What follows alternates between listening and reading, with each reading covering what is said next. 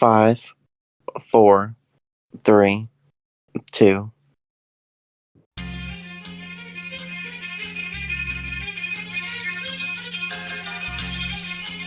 So, you think you're untouchable? Word life. This is basic thugonomics. This is basic thugonomics. A little bit of a throwback to kick us off into this episode. But I'm forcing you to feel me. Word life. This is basic Classic. thugonomics. Word life. I was listening to this morning, and there's like no reason for it to be this good.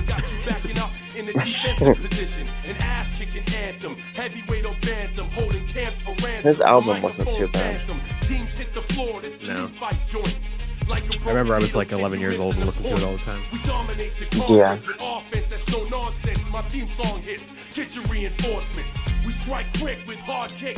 I remember Joe Budden was making fun of people on Twitter for watching wrestling because it was trending one week, and people had to remind him that John Cena sold more records than he did.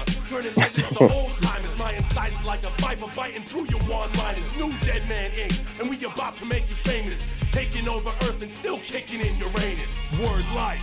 This is basic thugonomics. All right. Basic thugonomics. Word life. Welcome to episode 32 of Attempted Topics. No, 33, sorry. Oh. 32, 33, or somewhere in there. So somewhere in the 30s. We're kicking off our... it's 33, by the way. We're kicking off our month of blockbusters by talking about the new James Gunn film, The Suicide Squad. And this episode is sponsored by Blockbuster. Yeah. I think there's only one Blockbuster store remaining, but yeah. Not really. I wish. I mean, I don't know how much they'd be able to pay us, but we're looking for sponsors. If anyone out there is interested in throwing us some ad money, we'll run an ad for you guys and support support your business, and you guys give us some cash. Sounds good to me. Yeah. So James Gunn's The Suicide Squad. So I want to stay away from the 2016 Suicide Squad film as much as possible in this episode because, Yeah. First off, I think that would be a good episode to do eventually, but I don't think they should really be compared because they're totally different movies. Yeah. But I wanted to get you to voice your thoughts on the rumored Ayer cut for Suicide Squad 2016. The one that I need. Yeah. I wanted to talk about that before we talk about the new Suicide Squad. Because he said it was like a whole different movie. Yeah. And I need it. So I'm interested in a possible Ayer cut in because I was very against the Snyder cut, and then I ended up loving the Snyder cut because I was like, there's no way a studio has 3 hours of missing footage for this Justice League film, and turns out they actually did. Yeah. And I thought the campaign was just stupid because people were going to the premiere of the Justice League and chanting against the Snyder cut at a screen where nobody from the studio would be there to even hear you. Yeah. And I kind of feel the same way about a David Ayer cut of the Suicide Squad because I don't think they have a better movie. They might have deleted scenes a little bit, but I don't think they have as much as they had for Justice League because I think I don't know how true this is, and I'm just going off of stuff I heard on the internet, but David Ayer once said before that the studio got their hands on the movie in like the writing stage. Mm. So like at the time he was saying that like the studio's messing with it in the writing stage and not when they were filming. So I don't think they have like a whole nother movie just sitting on the cutting room floor. And they might, and I might be wrong, and I hope Yeah. I'm wrong, but I don't think it's going to happen, and I don't think it's real. I'm not getting my hopes up for it. I know they had more Joker scenes.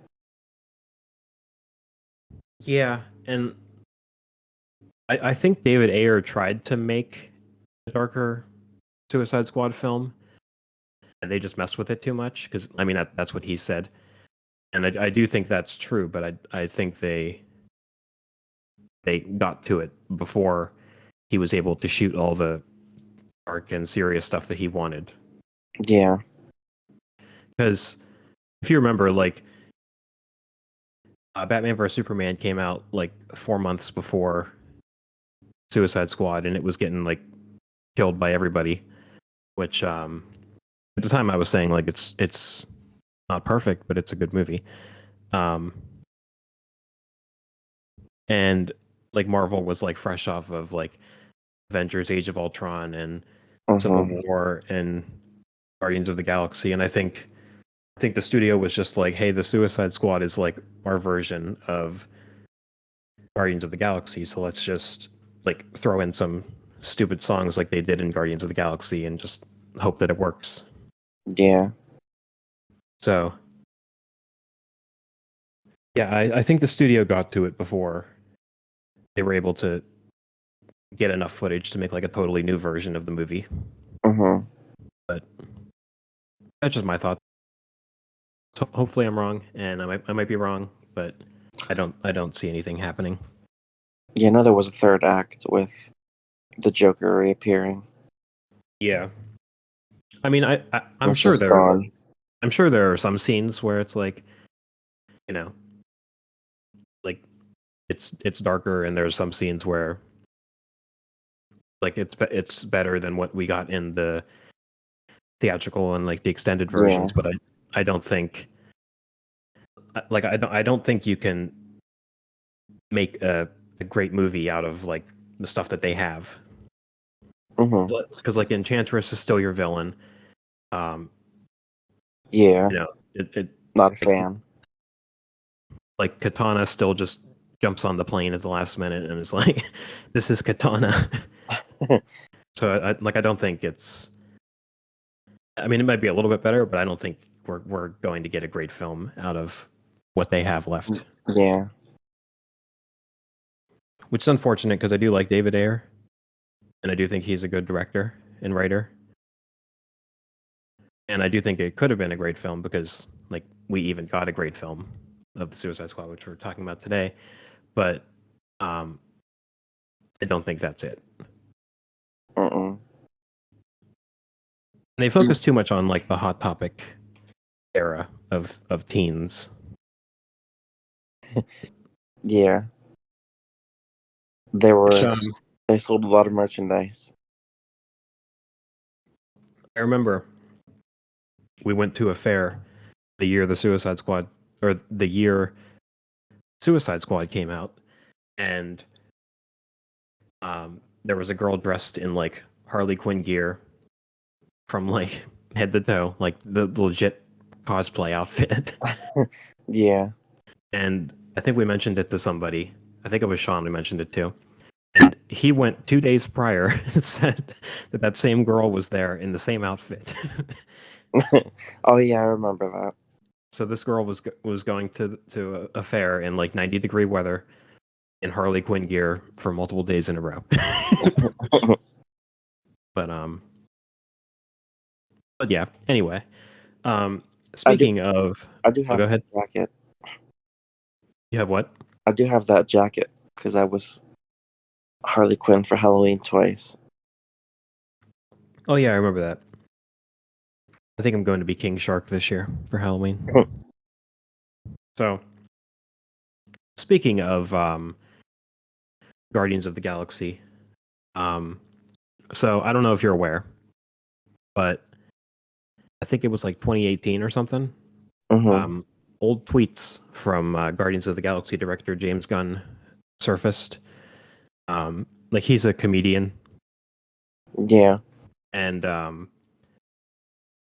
he so his career is an odd one. He went from like directing like mockery films, and then like he eventually made like some very good horror films, but they were like comedy horror films, Mm-hmm. and like that eventually led him to like getting into the Marvel machine and making. You know, I don't think I've really seen any of his other movies. Well, I saw he was a writer for Dawn of the Dead. Mm-hmm. Yeah, I watched Slither about a month ago. It's pretty good. Um, haven't seen Super. That was like his first superhero film, which was like a mockery and a comedy of the superhero genre. And then he got swept up by Marvel to do Guardians of the Galaxy, and like he made the second Guardians of the Galaxy. He was brought on to write and direct the third one, and then some old tweets surfaced of him making some inappropriate jokes about children. Mm. And like when you work for Disney, obviously, it's frowned upon to make jokes about children, even though they have hired people who have been to prison for stuff like that. But that's a different story for another time. I've not heard about that About them hiring people. or any of that. Oh, you don't know about this story I'm telling you about? No. So yeah, these old tweets surfaced, and he got fired from Disney. My neighbor's cutting his grass, so if there's a little bit of noise in the background, I apologize. I'll try to edit it out in post production. But yeah, so he got fired from Disney, and DC like I don't remember how quick it was. It seemed like it was almost instantly, but I don't know if it was like a week, 2 weeks, month, or whatever. But DC like immediately were like, "Hey, you did great in Guardians of the Galaxy 1 and 2. We need you to do the Suicide Squad." So he signed on to do the Suicide Squad um, almost instantly, and then Disney ended up like realizing like, "Hey, those were old tweets. Like you're a comedian, even though they're inappropriate. Just like apologize, and we can get past this, and we'll bring you back to make Guardians of the Galaxy Volume 3." Mm-hmm. So so Guardians of the Galaxy Volume 3 was supposed to be out already, but while James Gunn was unemployed, he signed on to write the Suicide Squad. So he had like the obligation to do the Suicide Squad, and then he got re-signed by Disney to do Guardians of the Galaxy, and that movie is coming out, I think, 2023, I believe. Oh, okay. So I'm not really a fan. the first one's like my favorite Marvel movie. But I like I the didn't raccoon. really. No, Did you say? I like the raccoon and Groot. Oh, Rocket Raccoon. Yeah. Yeah. So yeah, it's like my favorite Marvel movie, like probably top 3. The second one I didn't really care for as much, and I've only seen it once on Netflix, like years ago. I'm interested in revisiting that because, speaking on today's topic, I really did love the Suicide Squad, so I'm interested in going back to check out both Guardians of the Galaxy films. It's almost like James Gunn was like the perfect writer and director to bring on for this. You know what I mean? Yeah. Because in the first Suicide Squad, they tried so hard to make the music funny. Like they'll just throw out "Without Me" by Eminem in a scene that it Oh, doesn't yeah. it doesn't need to be in. The, But The cringy Go ahead. stuff. Yeah. And most superhero movies have cringy comedy. Mm-hmm. But Looking at Marvel for that. But yeah. it's those scenes where you have to like force a laugh while you're watching it Yeah, like there's some. because everybody else is laughing in the theater. You're like, oh crap, ha ha ha. Avengers Infinity War actually had some very funny things in it. I know I had to force laugh at stuff in Endgame. I even thought the scene in the Spider-Man trailer with Doctor Strange where he calls him his real name. Oh yeah. That's gonna be a forced laugh moment. Yeah. Yeah. There's a lot of that, and I get it because they're Disney films and they're comic book Yeah, films, but DC it's always been different than Marvel, and it should stay different than yeah, Marvel. So like they shouldn't be just like forcing music like they did to try to yeah. I feel like just they tried to do that type of stuff in that movie in Suicide Squad, and then they did it in Justice League, the original version. Well, not the original Mhm. version, the 2017 version. Yeah. Well, the difference between like the music in the 2016 Suicide Squad, which we're already breaking our rule and comparing them, but the difference between them, like the music wise, is that James Gunn said when he writes films, he'll write in the script like the song goes here. So Yeah. it makes sense. But when the studio was messing with David Ayer's Suicide Squad, Oh yeah, they're just throwing stuff in. yeah, they were already filmed, and they're like, oh, Without Me by Eminem sounds like it'll fit in this scene where the Suicide Squad is getting ready to change their clothes. And it's like, no. Not at all. Um, so yeah, that was a little bit of a backstory that to describe how James Gunn was brought on to do the Suicide Squad. Because like I remember when the first one came out, everybody was like, "Oh, they're just trying to be the Guardians of the Galaxy." And Mhm. like if you're trying to do that, what better way to do it than to bring on the writer and director of Guardians of the Galaxy?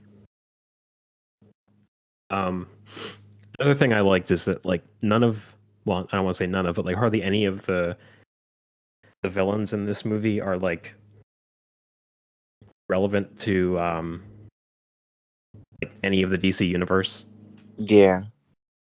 Like Ratcatcher 2, like they even admit like they even say in the movie like we couldn't get Ratcatcher 1.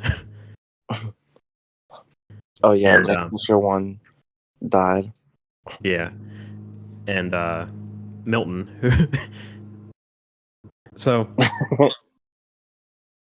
what, and I'm being 100% serious when I ask this question. Was Milton in the beginning of the movie? No. Okay. Because when they were breaking into to Jotunheim, the tower at the end of the movie, I Mhm. remembered seeing this like new guy run into the building, and I was like, "Why is this civilian running with the rest of the Suicide Squad?" No, And that's the one. He showed up when they took the bus, yeah, that's what I thought because I was and like, he was there from that point on. there'd be no way of him to join in anywhere else. I also think my neighbor's done cutting his grass, so we should be good from Okay, here on out. good. So yeah, we'll jump into this movie because it is kind of long, and we'll just kind of give our thoughts, like as we go through the plot. I think we're both in agreement that it's a great movie. Mhm. On Letterboxd, as of right now, I have it as my favorite DC film out of like the new DC movies, Yeah. and I have it as like it's probably tied for my second favorite film of the year. I have The Green Knight, Judas and the Black Messiah, and Suicide Squad are like my three favorites right now. My top four is just all gold to me. Mm-hmm. Su- So I am. Suicide Squad, Justice League, The Green Knight, and Cruella. Yeah, I didn't like Corolla, but maybe we'll talk about that in December.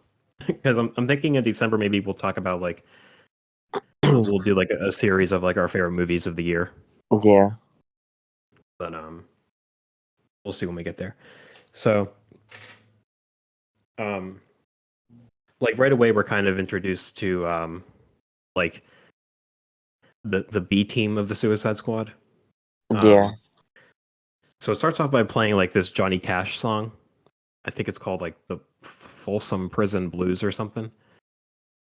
It's like one of those things where it like actually fits into the movie because it was written there from the beginning. Yeah. And if you go back to the previous Suicide Squad, they're going to be playing like Heathens or something. Yeah. I liked some of the songs in the first one. I did too. I mean, Heathens isn't a bad song. It's alright. It's like I don't know. It just appeals to like that edgy Hot Topic audience that they were trying to bring Yeah. in. I'm not gonna lie, I definitely had some merchandise from that movie. Yeah, Sean got me a poster of Jared Leto's Joker from Suicide Oh Squad yeah. for Christmas, and Hmm. I proceeded to just never hang it up because like I just wasn't a huge fan of the movie. And I mean, the first one isn't terrible by any means. It's just like No, I don't hate it. it's just not fun, you know. Yeah. Um. So yeah, I like how they set up. They used the previous Suicide Squad film to set up this one because they're like, all right, you guys know the drill. You guys do this task, and we'll take time off your prison sentence. Yeah. Because they could have easily just had like another 10-minute exposition of explaining what Suicide Squad does, and or should I say, Task Force X, which they like to be called, and not Suicide Yes. Squad. It's degrading. Um, yeah, they could have easily went through like a long explanation of what we know the Suicide Squad to be, and it's like it would be kind of redundant to They just ran right through it in like seconds. yeah. So they're And then, introducing the yeah, oh, go we're ahead. introduced to Amanda Waller too. Mm-hmm. It was Yeah, terrible. I like her character. Or no, I take that back. I don't like her character, but I mean, what's the actress's name? She's very Viola good. Davis. Yeah, she's very good. She does a good job at being unlikable. 'Cause I've seen her in other things too. Yeah, she's in Widows, which was Yeah. very good, and she was like one of the better characters in the first one. The leader. No. The leader of the widows. So we're going through the characters. This group consists of Captain Boomerang, Blackguard, played by Pete Davidson, Mm. Mongol, Javelin, TDK, Weasel, and Harley Quinn. And I like how back in the headquarters they're showing like the people like placing bets and having a Deadpool on like who's gonna die in this Yeah. round. So first off, they did the Weasel very dirty. He's so first I was confused because I was like, what did this Weasel do to get locked into Belle prison, which is like a massive security prison for like hardened criminals. And Yeah. I was like, what did this Weasel do? So like while they're on the plane, Rick Flag mentions that the Weasel killed 27 children. Yeah. Like they don't really explain how it happened. They're just talking about like how stupid the Weasel is, and they're like, "Is that a dog?" And like how is this thing dangerous? And Rick Flag is like, he killed 27 children. So they Yeah. don't really They did explain him dirty. yeah, they don't really explain what the objective is that this group is supposed to be doing. No. At least they don't explain it to the audience, but they're just dumped out of the helicopter. And Rick Flag has this funny quote after the weasel gets dumped out of the helicopter. He's like, "Did anybody check if the weasel could swim?" And we find out that unfortunately the weasel can't swim, No. and it's just unfortunately written out of the film. Right then and there. Yeah, but we will get back to the weasel though. Who I'm just not going to say anything anymore. We'll get back to him. So we find out that Blackguard, played by Pete Davidson, is like a traitor, and he apparently ratted out Task Force X to these soldiers on this island. I don't know how he managed to do that. I was just about to ask you if you caught that, because He's in prison. Yeah, we see the Suicide Squad walk from the prison to the helicopter, and then they're immediately brought to the island. So yeah, I'm not entirely sure. I don't get it, but whatever. Yeah. So he rats them out and is like immediately shot and killed.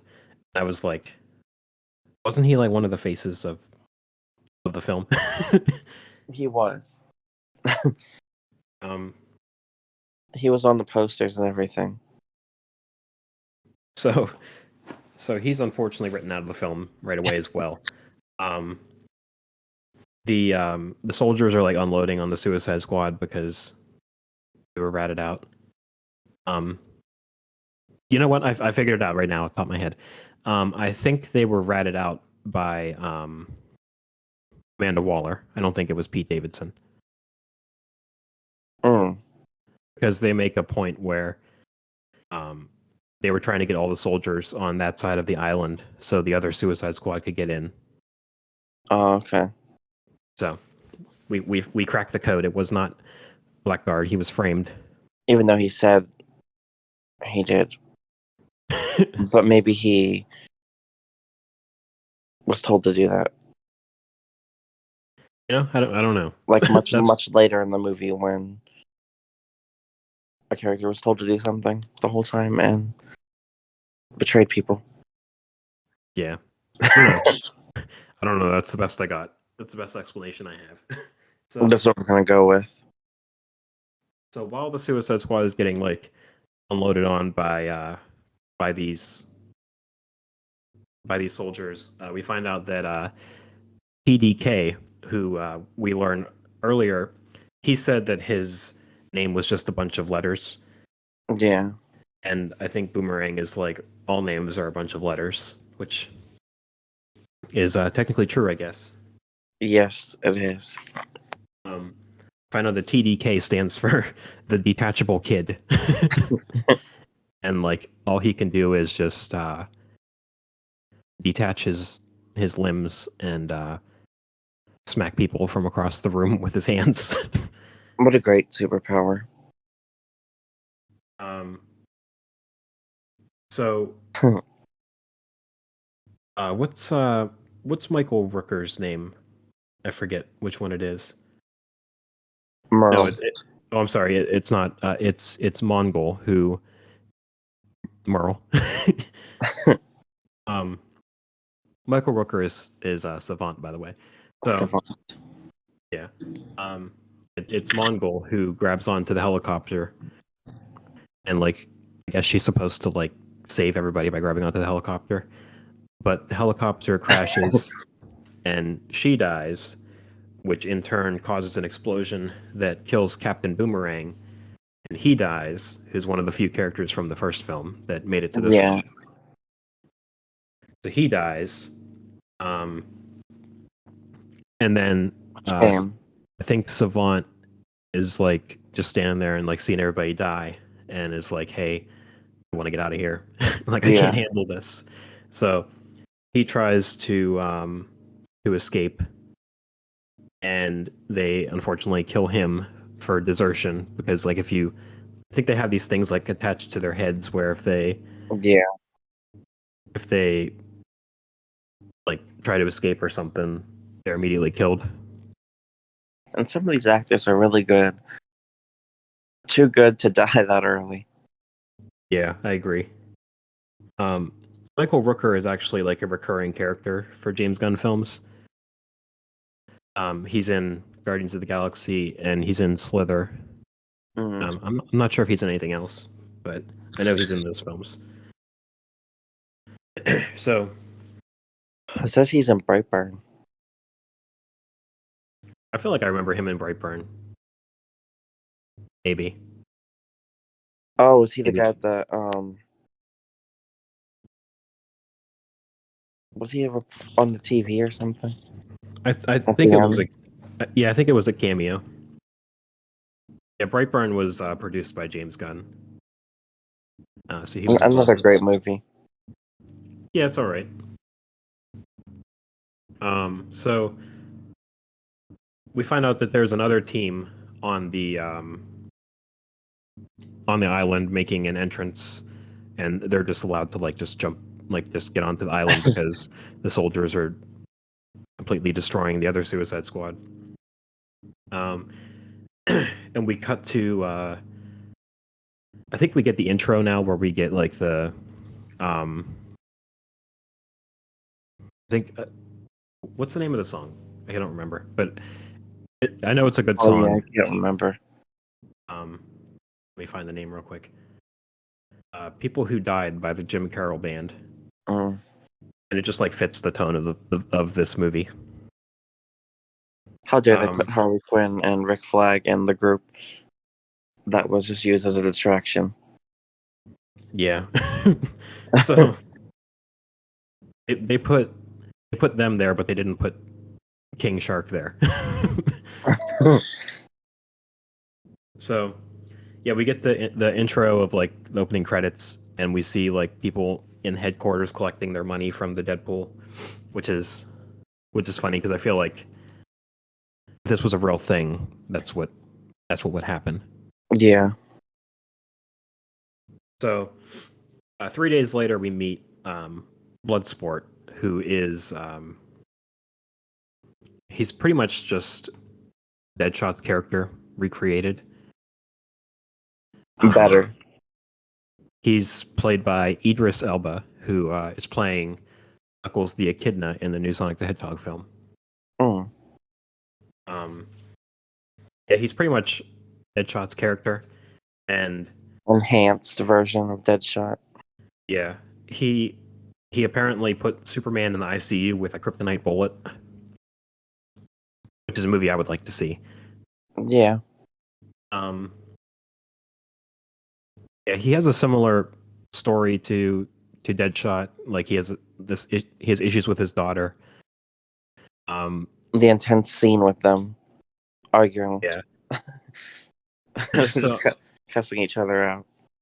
yeah, because she steals a watch that you can watch TV on, and he's just mad that She stole She- something as stupid as that. yeah, and it's And like got caught. yeah, he's like it's embarrassing to have a daughter that steals something as stupid as a watch, and she's like it's embarrassing to have you as a father, and it's like oh wow. This took a turn, and I'm uncomfortable. So I saw this thing online, and I'm not sure how true it is because I forget where I saw it, and I didn't bother to look it up again. But I think they wanted to recast Deadshot and just have like Idris Elba play Deadshot instead of Bloodsport.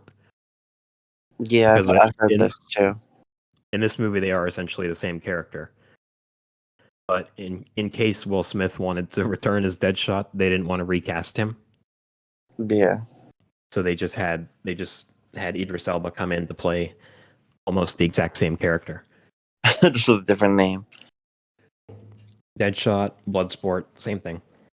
Yeah. Yeah, so this is where we meet the members of this Suicide Squad. So we get Peacemaker, who's played by John Cena. we get King Shark, who is my favorite character, who is voiced by Sylvester Stallone.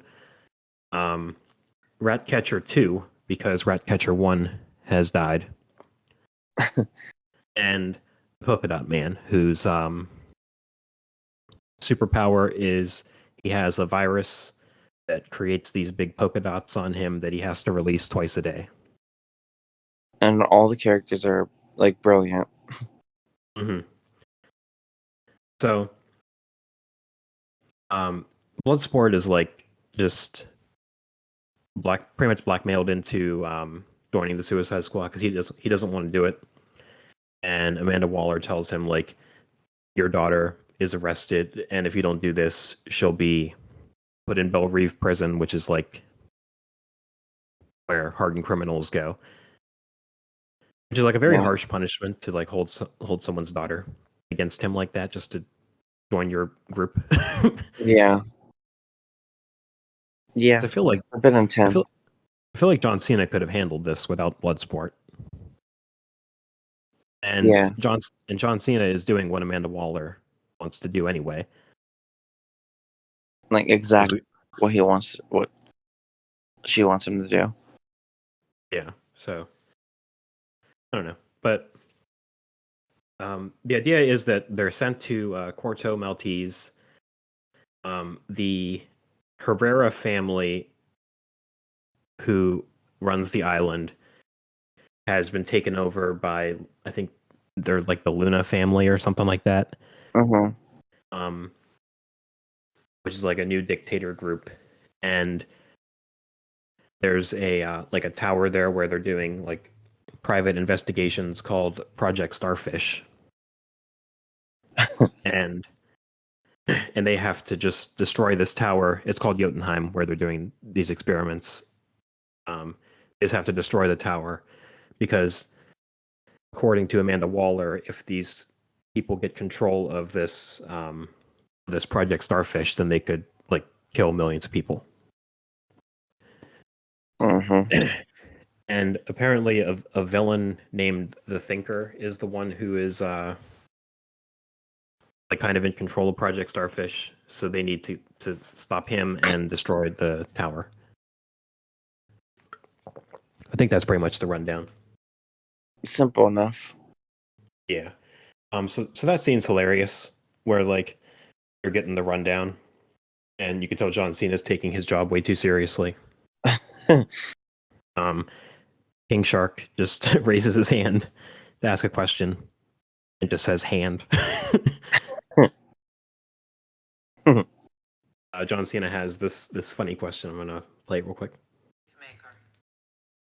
Starfish is a slang term for a butthole. If there's any connection? No. And you can tell by like her pause before she says no that she's just like regretting picking him to join the team. Her reaction to a lot of them is funny. Yeah. Yeah, I love this scene where we're meeting the this new Suicide Squad group. Yeah. So the new Suicide Squad is walking onto the beach. We cut to like present day, and like I guess we're like kind of introduced to them. They're just like talking, and Peacemaker is like a purebred American, and he'll just do whatever it takes to get liberty and freedom. He says something like, if there was a beach full of dicks and somebody told him to eat every dick for freedom and liberty, he would do it. Yeah.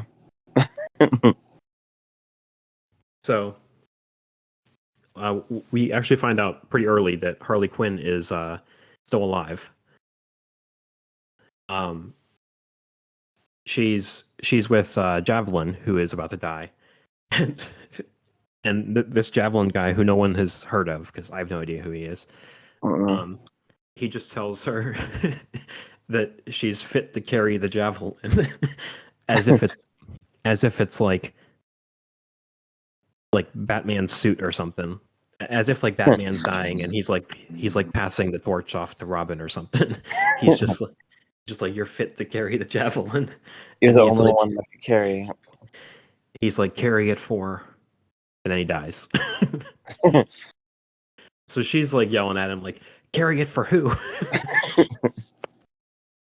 Yeah, I think she was hilarious in this movie. Out of the 3 movies she's been in, I think this is her best one. Yeah. Yeah, so she's yelling, and Army ends up catching up to her from hearing her yell. So yeah, she gets kidnapped, and we'll catch up with her later. So the Suicide Squad sets up camp at night. And we get like some more scenes of how big of a mess these guys are. Polka Dot Man has to run out into the woods in the middle of the night to release his dots. And then King Shark tries to eat Ratcatcher 2 in the middle of the night. And Ratcatcher 2 just like doesn't even notice. She's a heavy sleeper. So John Cena walks out in his like tighty whities. And Bloodsport is like, because he's like the only like competent one out of the group. Yeah. He's like, why are you in your tidy whities? And John Cena's just like, that's racist. We find out that Bloodsport has a rat phobia, so him and Ratcatcher don't really get along because her whole thing is just like summoning rats to do whatever she wants them to do. Gross. So Ratcatcher 2 ends up talking King Shark out of eating her because she's like, would you eat your friends? And he's like, I don't have friends. And she's like, well, we could be friends. And then it's like, okay, I won't eat friends. So back at headquarters, they find out that Rick Flag is still alive, and they give instructions to the Suicide Squad to go rescue Rick Flag before. Oh, that part was great. Mm-hmm. Yeah, they have to go rescue Rick Flag before they proceed with the mission. And she gives them specific instructions to kill everyone they see and to rescue Rick Flag. Yes, they killed the whole entire village without any question. Yeah, without hesitation, the whole like everyone they see is just dead. John Cena has this funny line. He's like, I cherish peace with all my heart. I don't care how many men, women, and children I have to kill to get it.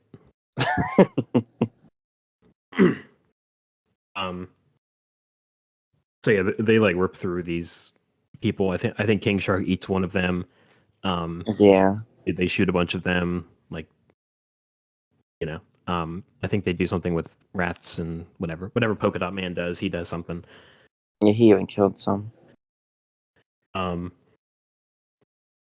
So when they get to Rick Flag, they find out that he was safe from harm the whole time. Yeah, and drinking tea.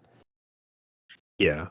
So this girl who's like just a citizen of Corto Maltese helped him, and this group of people helped him. And that's why she was like, why haven't my people alerted me? And what people? Yeah, they're all talking over each other like, what people? I didn't see anybody. And then Polka Dot Man is like, I turned them into my mother and I killed them.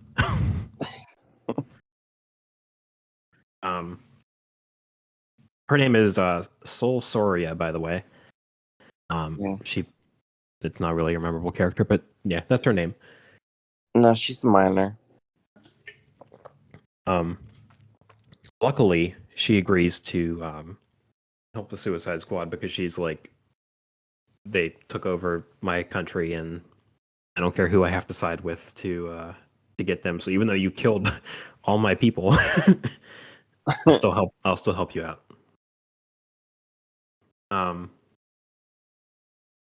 So yeah, we get some exposition of the Thinker, and he's like talking with one of the Luna regime leaders, So the Thinker looks kind of like Pinhead, Yeah.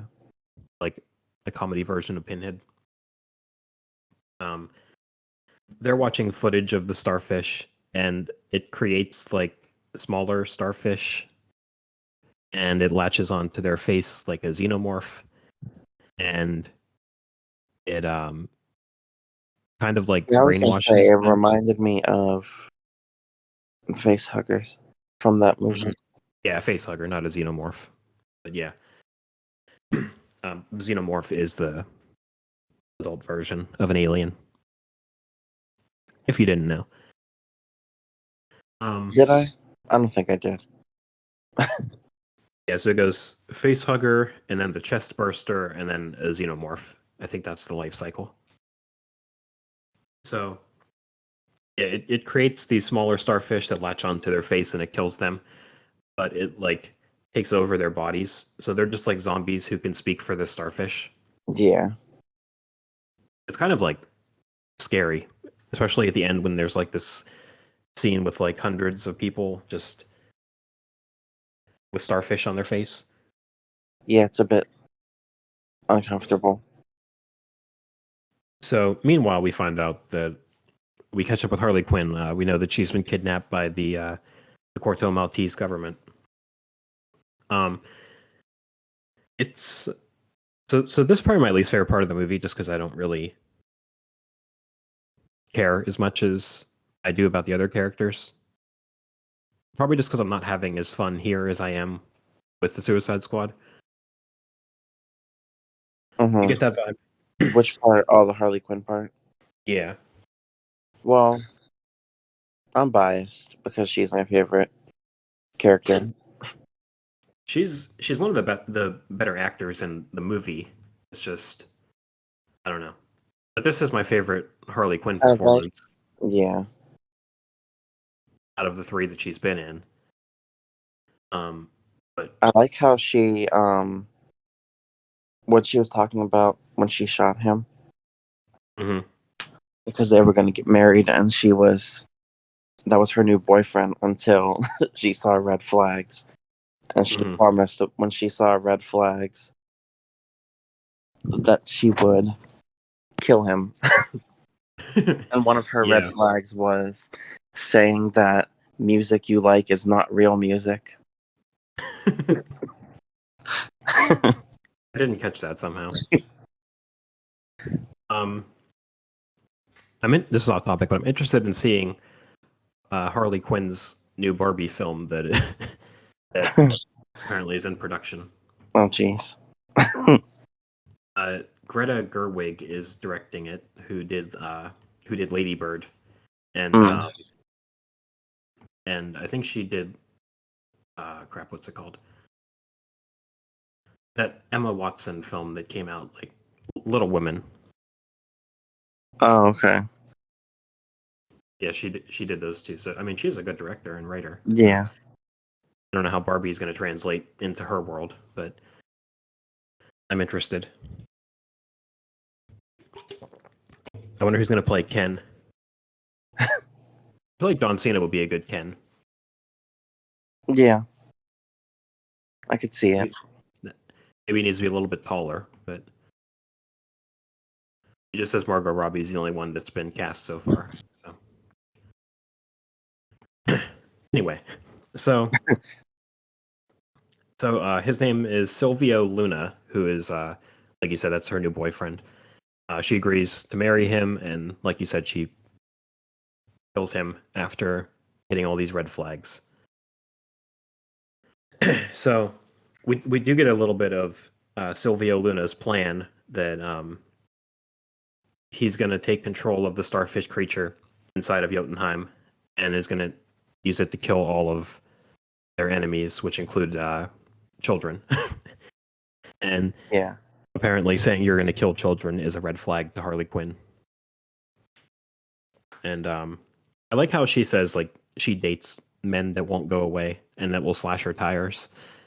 Oh yeah. So like her only way out is to kill the person. Which I mean, sometimes that's the only way out, you know? Mm-hmm.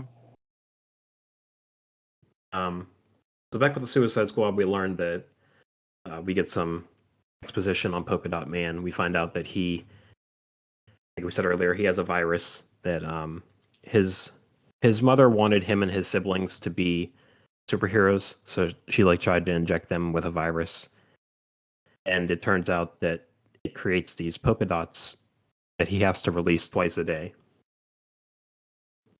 And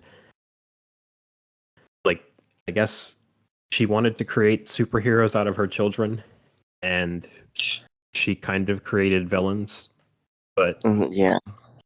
like Polka Dot Man is like trying to be a superhero though, because he even says at the end of the movie that he's a superhero.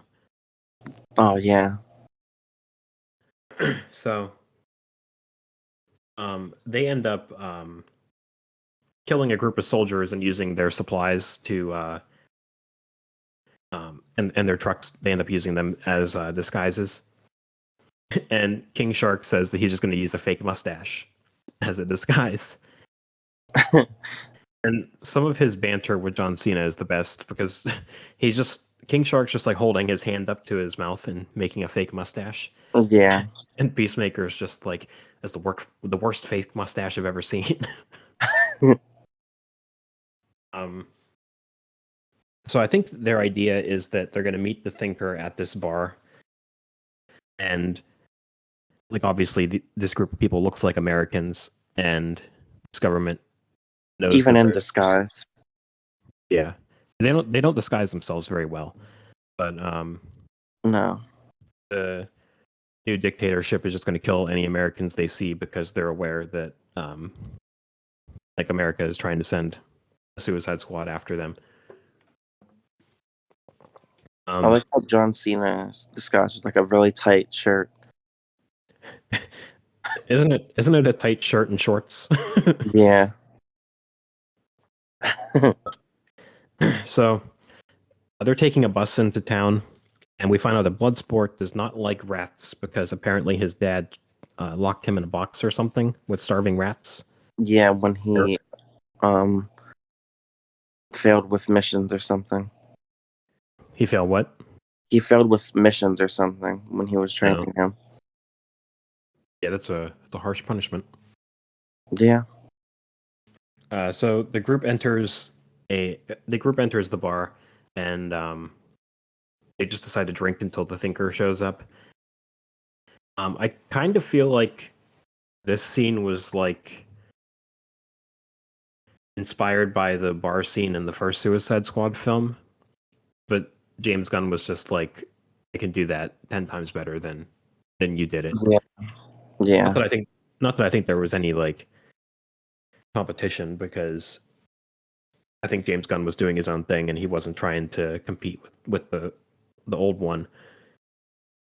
But it does seem like you guys had a bad bar scene and we're gonna have a good one. A good one, yeah. Poor King Shark has to wait outside in the van while everyone's drinking inside. I mean, he was just bopping his music or his head to the music. Mm-hmm. And just sitting there. I just don't understand why they would send. Like, it would have made more sense to have Rick Flag with this group and have King Shark with the group that is like the sacrifice. I guess I needed him for his strength. His strength and hunger. Yeah. Because he's basically almost indestructible. Mm-hmm. So the Thinker shows up at the bar, and like I think he knows the Suicide Squad is there, and like him and his people are they ask to see IDs to see if anyone there is American. Yeah. And Bloodsport, I think it's Bloodsport, holds a gun to him and like escorts him out of the building. Or is it? No, it's Ratcatcher and Polka Dot Man who escort him out of the building. Yeah. And Milton. Oh yeah, this is when Milton joins the group, and I totally missed it. Yeah, I remember him running with them too. Yeah, so Bloodsport and Peacemaker and Rick Flag end up like sacrificing themselves, and they're like, "We're the Americans, and we're here to, we've been sent here and whatever." So they get arrested, and they're in the back of like this military van or something, and they quickly. Yeah, they As don't last long as prisoners. No, I thought they would have, but they don't. Maybe They get, because they get like right back out. Harley Quinn is already a prisoner, Yeah, and we already have that story going on, so we don't need another prison escape scene. yeah, But so I guess the plan is to just have like the two most incompetent people in the group hold the Thinker hostage for a little bit until they catch up to them. hmm And I there's this part where they're escorting the Thinker out of the building, and Ratcatcher is like, "Do you want a dozen rats crawling up your ass?" And and the Thinker is just like, "My answer might not be what you expect." Like, get away. um, so yeah, while the three are being transported, like we said, they don't last long as prisoners. Peacemaker ends up. It's this cool scene where he shoots at the camera, like the security camera that's looking at the back of the van, and it ends up shooting the driver. Oh yeah.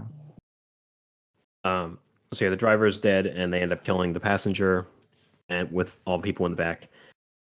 So the van ends up driving off of the road, and yeah, and we're quickly caught back up because like everybody just meets in the same location again.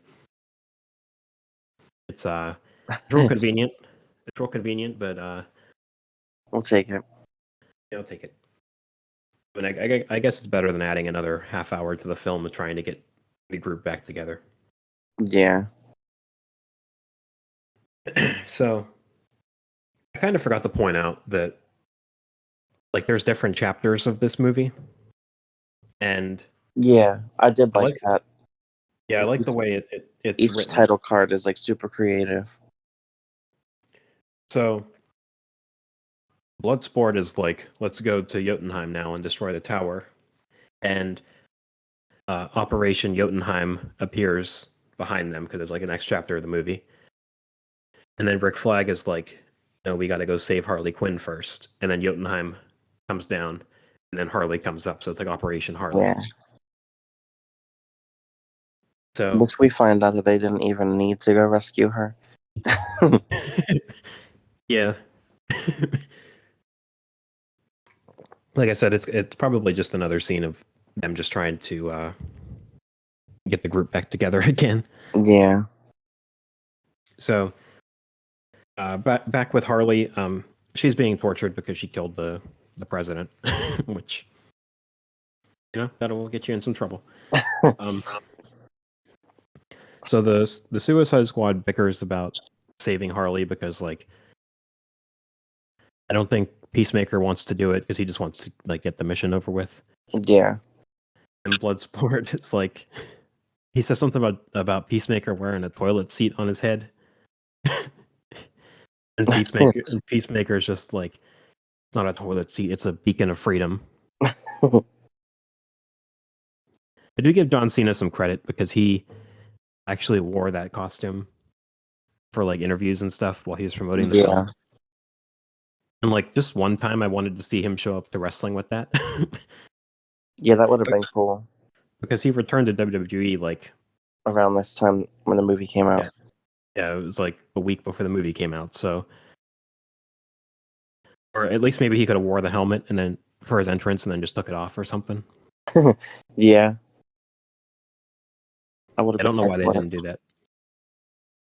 Because you remember in 2014 when Batista won the Royal Rumble?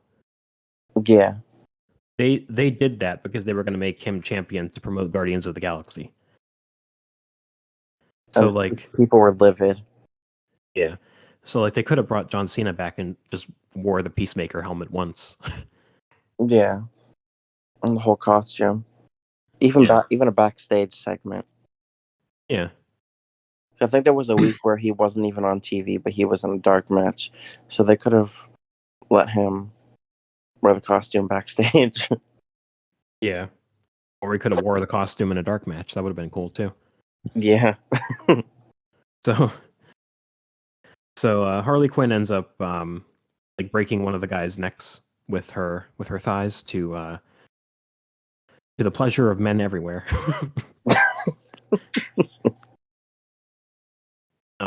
I have a feeling that scene was just thrown in to like just be like, hey guys, look at what she can do with her thighs. Well, she is And in then gymnastics. yeah.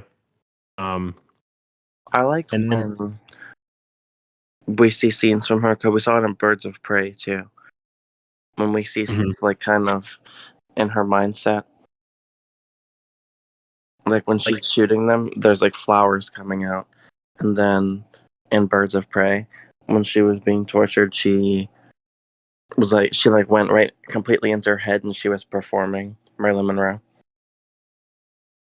okay, yeah. See, I I like the flowers in this movie. I just wish they would have like explained it Yeah, better because in the trailer, like I remember seeing it in the trailer and I was like, why are there flowers behind her? yeah. I thought it was just for the trailer, and then when I saw it in the movie, I was like, oh, we're just taking another look into her mindset. Yeah, I guess it's just like to create like a happier place, maybe. Yeah, Um, I think she does it in Birds of Prey a couple times. I don't know if she does it in Suicide Squad. I don't think so. The first yeah, I one. don't think so. I don't think they had the creative minds behind it to do something like that. No, no. Um, um, so she ends up getting the key from the soldier that she killed with her feet to the pleasure of Quentin Tarantino. I'm sure he's a big fan of that scene. And a couple others. um, so she actually did that scene herself, which I'm sure everybody listening to this knows that she did it by herself because it's like a common known fact by now. But it is like it's a difficult stunt to do, so it's interesting that she Yeah. is able to like grab keys out of somebody's pocket and like I don't know. I just thought it was cool. I couldn't do it. No, I couldn't do it. So she ends up shooting the rest of the guards after she gets after she unlocks herself. We get a cool musical montage again because James Gunn is like a master at just adding good music to match the scenes. Yeah. Like it could even be a song that I just don't like, or like I wouldn't think twice of otherwise, and I'll be like, oh well, this matches this scene perfectly, so it's good here. You know, something I want to see in superhero movies, when there's like a big fight scene like that, I want to see one of the soldiers like stop and be like, oh, I'm going to die, so I'm just going to let them go. Like they like look like they're about to attack, and then they just drop their weapon, put their hands up, and then the person like walks by them or something. Because they never do Yeah. that. They always still attack, even though they just saw them take down a whole group by Yeah, themselves. it's like, is this whole takeover thing that important that like you need to you need to kill this woman who is trying to escape, even though you know you're gonna die instead? Like, just let her escape. So, so yeah, Harley ends up getting a taxi, and it's funny because like her javelin is like just sticking out of the taxi, Yeah. and so she does still have the javelin from earlier on, which is neat. So Yeah, she found it on her way out. so the Suicide Squad is like trying to like make a plan to get Harley out of there, and they're talking over the walkie-talkies, and King Shark is just like bird. And then the other one, not John Cena, Peacemaker he said he has his eyes on the target. And it's just some woman on the phone. Oh yeah, I noticed that. Just Like some innocent woman. yeah. So yeah, they're going through this whole plan that it just is a disaster waiting to happen. And luckily, Harley sees. I think it's Rick Flag and Bloodsport just running across the street. Yeah. And she gets out and just walks up to them and is like, "What are you guys doing?" And Rick Flag is like, "We're here to save you." And she's like, "Oh, well, I can go back in and be safe." And she's all flattered. This would have been like another situation of like them just wiping out the entire town or something, because they're like ready to just, especially John Cena when he's like just watching an innocent woman, they're just ready to kill whoever's there. Yeah. Yeah, just say So- the word. So we go to Jotunheim now. They have the Thinker held hostage, and I'm they're going surprised over. they managed to keep him that long. I know, me too. So they're going over like what the Thinker can and can't do, and Harley is like, if you have personalized license plates, you die. If you wear mismatched blacks, you die. If you cough without covering your mouth, you die. And Rick Flag is like, none of those are true, but that doesn't give you the okay to cough without covering your mouth. So the Thinker ends up driving them in, and we get like a super slow motion montage of like the group just walking in, and I think it's cool that they have like the Thinker. I think he's like handcuffed to one of them or something, like while they're walking in. Mm-hmm. And their plan is just very simple. They just have to go on different floors and just place bombs everywhere. Yeah, simple enough on paper. Yeah. So they get in and they're like each given bombs to just place everywhere. King Shark ends up just making a figure of Peacemaker with his bomb, and Peacemaker is just like, it's very nice. Now just stick it to the wall. And he like whispers to himself, "It looks nothing like me." Like, I like their duo. yeah, King Shark is just so like heartwarming, you know? Yes. Because like he could rip people apart and eat them, or he can just like make a figure of you. Yeah, he's also very nice. Yeah. So Rick Flag, the Thinker, and Ratcatcher end up getting into the basement, and they have a bunch of like people with this is that scene I was talking about earlier where it's like very haunting of like Yeah. the group of people with starfish on their face who are just being like brainwashed. Yeah, I like that part. Yeah, the Thinker, so this is like the big reveal of the movie where it's revealed that America used like they were involved with Project Starfish too, and there's like even footage of like American scientists and stuff like just playing with the starfish and whatever. Mm-hmm. But they wanted, And then they realized that shouldn't be playing with space creatures because bad things happen. yeah, they wanted this this thing on like the soil of like a third world country because it could be very dangerous if it got loose in America. Which, you know, that's very American like, you know. It is. The same thing with the scene earlier that they where Sol Soria is like, it's so American of you guys to just show up and just kill everything without asking questions. Mm-hmm. Yeah, so we find out that the Suicide Squad's actually been sent there to like sabotage any evidence of America's involvement. It's like we're under the impression that this project is dangerous and that it like this creature can't escape, but we find out that America was involved and they just don't want people to know about it. Yeah. So Rick Flag wants to like expose the Americans because he's like, I serve the country, but I'm not their puppet, so I'm not gonna do this for them. Everybody needs to know about it. And Peacemaker, who is like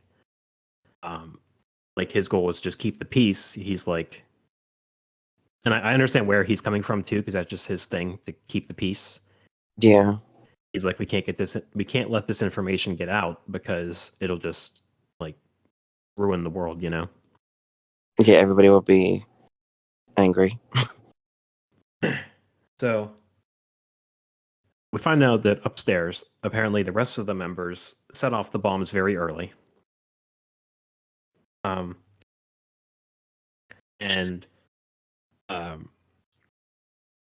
This causes like the building, like the tower or whatever, to start like crumbling, and Starro the Conqueror is about to escape.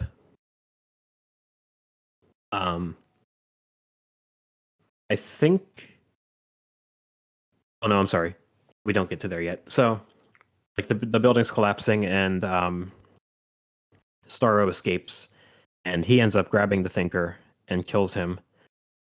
Mm-hmm. And it's like, it's cool because it's like this creature's killing the person who has been controlling him for all these years, and it's like, That's what happens.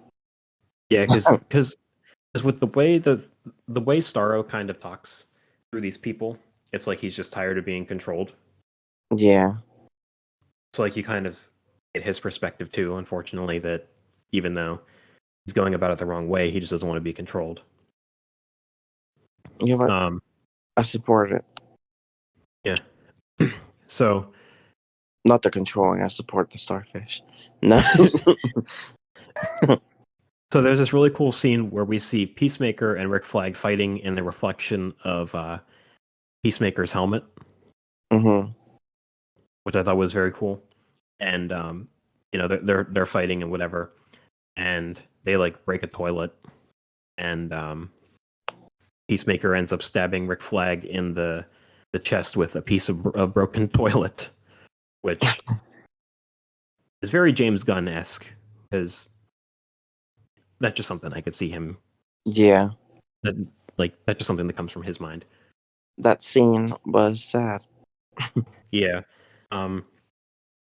They were kind of teasing like a relationship between him and Harley too. Yeah. Which we're not going to get anymore. Yeah, I saw it. Much better than June Moon. Yeah.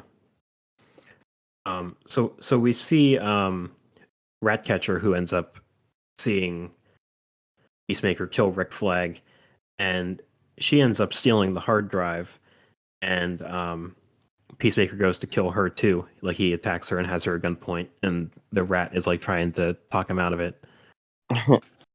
Sebastian. And yeah, I didn't know that was his name. I think that's his name. So now we cut to 8 minutes earlier, which I thought was very cool that the movie did it like this. Yeah. That way it's not bouncing back and forth. Mm-hmm. Yeah, so we get a scene from 8 minutes earlier where King Shark is looking at an aquarium, and he sees like these weird fish creatures, and they make like the shape of a human, or like the shape of him, and he's just happy to have like new dumb friends, he says. Yeah. So some guards shoot at the other members of the Suicide Squad, and I think this is the first time we see Polka Dot Man actually like kill people with his polka dots. I don't think we see it earlier, do we? He knocked the building down with the big group at the beginning. Okay, yeah. So But yeah, so that's he the ends. first time he like slaughters people with it. Yeah, it's like very like violent and torturous. You know. Yeah. So he ends up killing these people with the polka dots. Milton ends up getting shot and dies. And Polka Dot Man is like sad because Milton died. And Harley is like, "Who's Milton?" And it's like that would be like if they wouldn't have said that in the movie, like that would have been the thoughts of like many people in the theater. Yeah. um. So yeah. The there's like more soldiers that come up to try to attack them, and the polka dot man tries to shoot them with his polka dots, but he ends up setting the bombs off early, and that's Oops. how the tower started falling early. Well, I guess it was actually a good thing. Mm-hmm.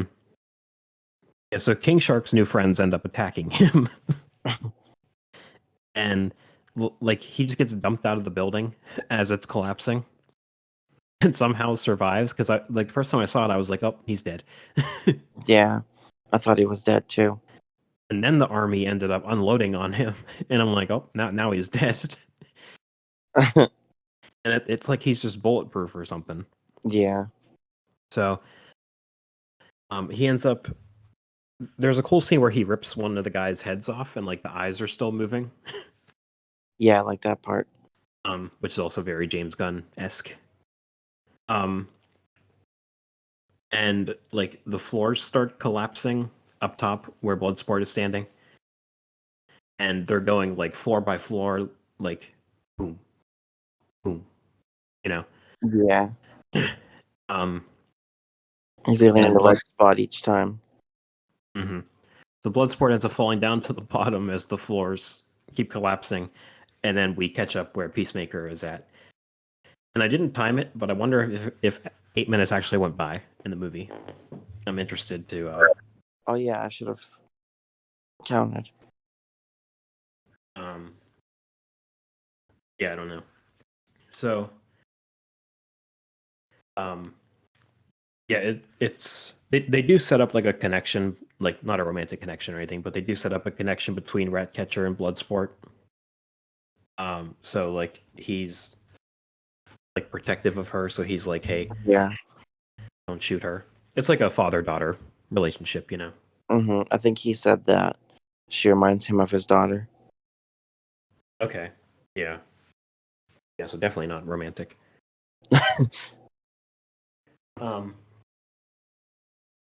So Bloodsport and Peacemaker go to shoot each other because they mentioned earlier that like Bloodsport is like very accurate with shooting, and Peacemaker says he could do it better. So like we actually find out like I guess it was foreshadowed earlier, so now we find out who's actually better. Yeah. Bloodsport's bullets are like they're smaller than Peacemaker's, so it goes through Peacemaker's bullet and destroys it, and it ends up getting Peacemaker in the neck. So Peacemaker is presumably dead. What'd you say? Sad. Yeah. So Peacemaker is presumably dead. Bloodsport ends up saving the hard drive, and now we're at the final chapter of the movie, The Suicide Squad versus Starro the Conqueror. So It looks funny. yeah, it goes way over the top, but it like works. Yeah. And they even like mention it because like the headquarters lost connection to the Suicide Squad, so they can't see what's going on. Then they end up getting connection when Starro is back, and they even mention like back at headquarters that we got a kaiju, which is like a like what they used to call monster movies in Japan. So back at like the I don't even know what it is, but the people of Corto Maltese end up shooting the Luna regime who's trying to take over, and that story is just quickly quickly wrapped up with the people taking over now. Yeah, because I kind of forget about that part. Mm-hmm. So Starro shoots out these tiny fish that latch onto people's face, like we said, and apparently the Suicide Squad are the only people smart enough to cover their faces. Yeah. Everyone else is just like accepting what's happening, and like these guys are smart enough to wear masks and cover their face. Yeah, I guess I didn't see an escape. And there is a joke in here about the current situation of the world, but with covering your face, but I'm not going to touch it. Yeah, so Amanda Waller tells them to leave because, like, you destroy the tower, so like nothing else, like you're not sent there to do anything else, Yeah. and like this isn't your problem. And it's like these are villains, but like they all turn into heroes because like they hear the screams of like the civilians getting killed by the starfish, Yeah. and they turn around and try to save it. Amanda Waller actually tries to talk, like she's like, "Don't do that, or I'm going to kill you guys."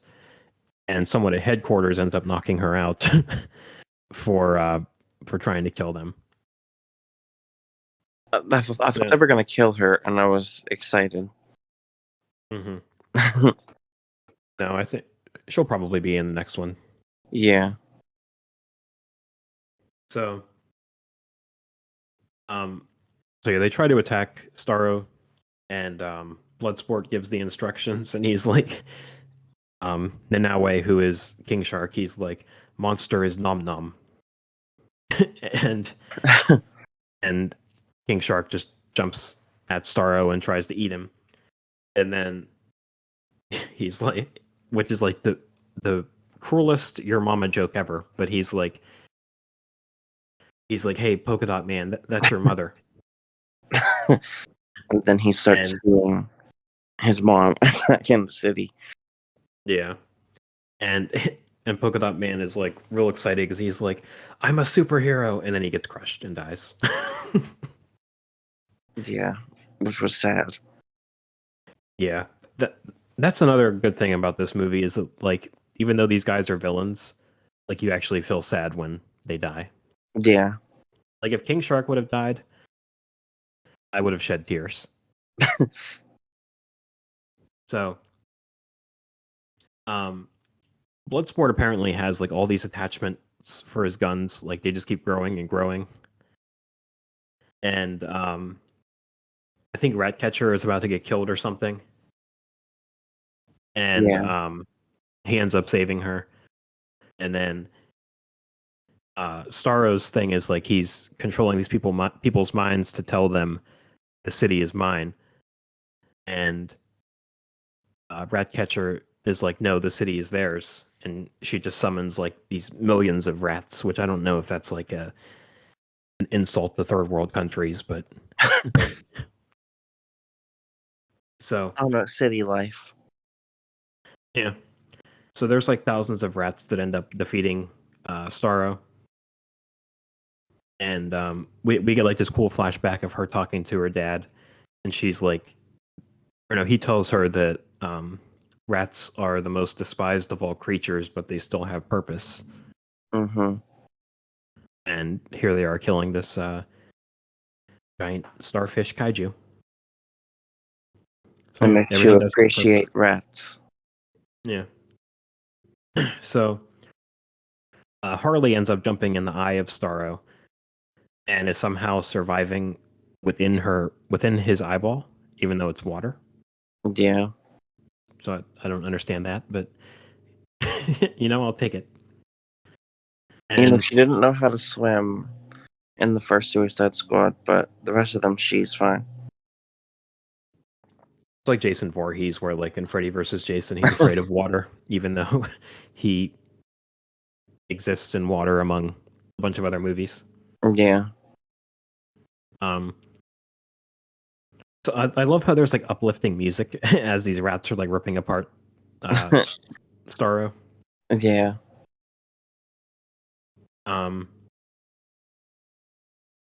and I think Starro has like somebody like these people say I was happy floating and staring at the stars, and then he dies because it's like he was happier when he was just like an alien creature and like Yeah. not this like tortured creature that the world turned him into.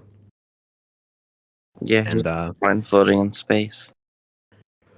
yeah, so they end up defeating Starro with rats, and he dies. We see on the news that Corto Maltese is free, and I thought the world was aware of the Suicide Squad, but I guess they're not. No. Because on the news they still talk about like something else defeating this kaiju and not this Didn't they task say force. it was escaped convicts? Yeah. Yeah, it was escaped convict somehow. So Bloodsport's on the phone with Amanda Waller, and I like how he makes a deal with her like, hey, if you let us free, I won't release this hard drive. Yeah. And yeah, so all of these hardened criminals are now released from prison just so this information doesn't get out.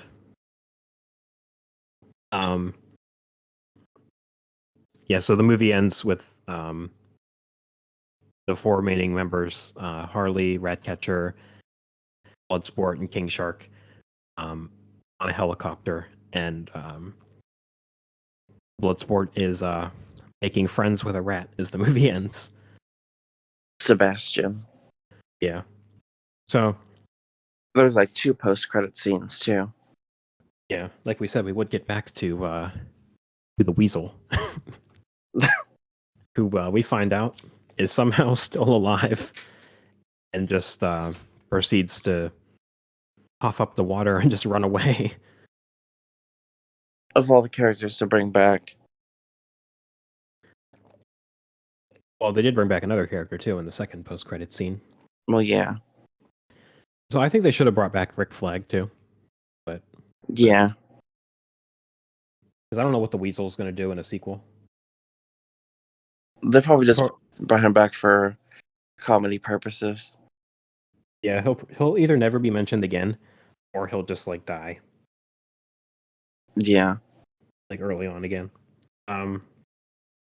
Yeah, and we find out that Peacemaker is still alive because there's a scene of him in the hospital or something at the end of the movie Yeah. in the credits, and they kind of set up the Peacemaker TV show that is coming to HBO Max. Yes. I think it's at January. Oh, is it that soon? I think so. I didn't know that. Yeah, that's cool. Actually, I'm excited for that. Yeah, I'll definitely watch that. Yeah, I think that's all I got about the Suicide Squad. Mm-hmm. Very good. That's my review. Very good. Hilarious too. It probably, yeah, I have it as my favorite DC movie right now.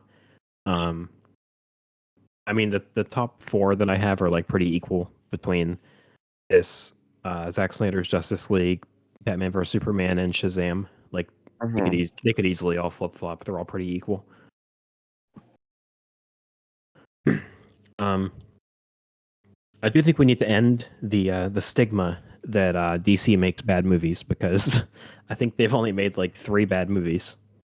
If that. Wonder Woman 84 I didn't like. Suicide Squad and the 2017 Justice League are like the 4 or the 3 bad ones out of the 11 that they made. I think the only one I really didn't like was Justice League. Mm-hmm. Yeah, and like we said, the first Suicide Squad isn't terrible by any means. It's not like No, the it's worst not movie. unwatchable. Yeah, it's not the worst movie ever made, like people claim it is, but it's just not good. Yeah. But yeah, I think that's all we got. I need to find something to recommend. I mean, I do I have. had something all night feel like last night, and and now I when you're don't on the remember what it is. and now you're on the spot and it's just not working. It's gone. You don't have it at all. I'm thinking. No. All right. Let me pull up the audio real quick. Oh, I got it. Okay. Do you want to go first before you forget it? Yeah. Well, you could play the audio. It's time to recommend some things you and me were recommending.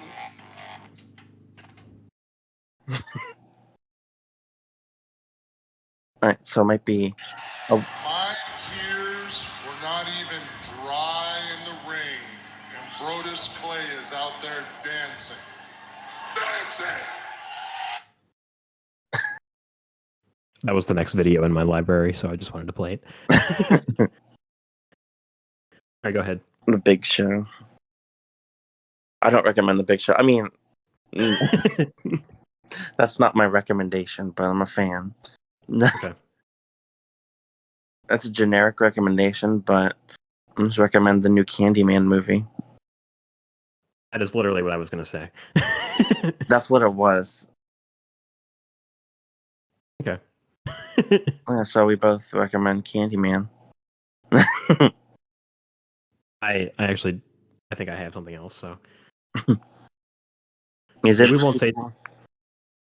What's that? It's a sequel to. I don't know if it's. I only saw the first one, so I don't know if they ignored the sequels It is a sequel. to just the To- first one. I think you could consider it a sequel to all of them. Okay. But yeah, I don't know if you want to get too much into spoilers because it just came out. But Yeah. Just the the Candyman sequel. all right, I'm going to recommend the new Jaden Smith album. It is called CTV3 Day Trippers Edition.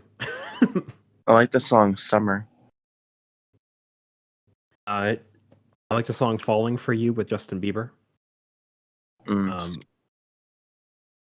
There's a song called "Rainbow Bap" that's very good. "Still in Love" by yeah, it's very good. Yeah, I just recommend listening to it. That's my recommendation. Will Smith could never. Yeah, I only heard Summer so far. I like that song. Mm-hmm. And Jaden Smith's very talented. Very underrated artist, I think. He is. He's a good actor too. I haven't seen him act in much. I saw him in. I don't even remember what the movie's called, but Cara Delevingne was in it too. Oh, okay. He brought out the best in her. That Suicide Squad did not. No. All right. Yeah, that's all I got. So I get to pick the blockbuster for next week, and then Steven will pick the week after that. And then we'll have one more that we'll just have to decide what we want to do. Yeah. So I was kind of torn between a few of them. I narrowed it down to 2, and I think I have it at 1. So the next recommendation is a movie that I wanted to talk about for a while and that I've been wanting you to see for a while. Blade Runner 2049. I knew that was coming. Yeah. The other one I had was either Avatar or Inception were the 2 other ones that I wanted to do. Not Cars 2 No, not Cars 2. or 2012. Oh my god, I hate 2012. So yeah, I don't know if you want to watch the first Blade Runner beforehand, or if you're just going to dive into the sequel. No, I'll probably just watch the sequel. Okay. And It is figure on it it is on HBO Max. You don't really have to see the first one to get the second one because it is like its own story. Mm, Um, you just have to realize that like it is an alternate timeline where like Atari is thriving. Because in the first Blade Runner, there's like Atari signs because it was made in the 80s, yeah. and they assumed that Atari would be like a thriving company for years to come. And it takes That was the first movie takes place in 2019. So like when they made it in the 80s, they assumed Atari would still be around. So there's Atari signs. mm. And in 2049, there are still Atari signs. Atari outsold Nintendo on this timeline.